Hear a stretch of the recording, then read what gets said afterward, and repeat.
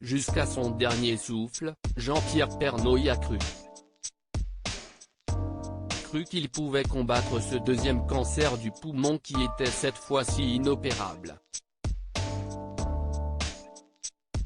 Cru qu'il pourrait reprendre l'antenne de Jean-Pierre et vous. Cru qu'il serait plus longtemps présent aux côtés de son épouse, de ses 4 enfants et ses 3 petits-enfants. Mais le 2 mars dernier, la terrible nouvelle est tombée. Le visage emblématique du trésor de TF1 est décédé. Malgré sa peine incommensurable, Nathalie Marquet avait réussi à prendre la parole pour rendre hommage à son homme face aux caméras de TF1.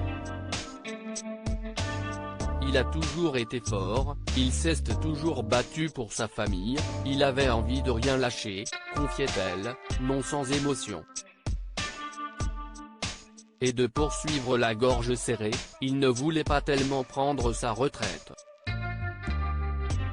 Si est 6 mois qui lui a dit, les enfants sont grands, j'ai envie qu'on voyage tous les deux.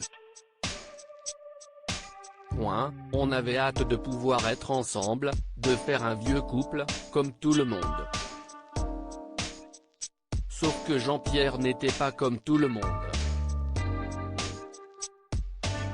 Nathalie Marquet, digne dans la douleur plus que pour décrire son homme, Nathalie Marquet était intervenue pour remercier tous les fans de Jean-Pierre Pernaut. Toutes ces personnes qui, depuis l'annonce du décès du journaliste, adressent des messages de soutien à sa famille. Près de 2 semaines après, ces belles attentions se poursuivent. Ainsi, ce samedi 12 mars, les supporters de l'Amiens Sporting Club ont eu une tendre pensée pour celui qui venait de Picardie et qui s'est toujours battu pour mettre en avant les régions et villages de France.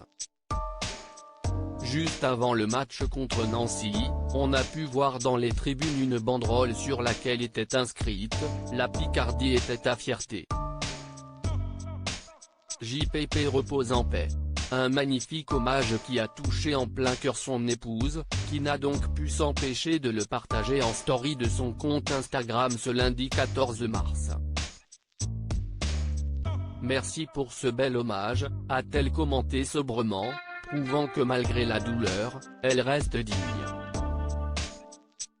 Loading widget.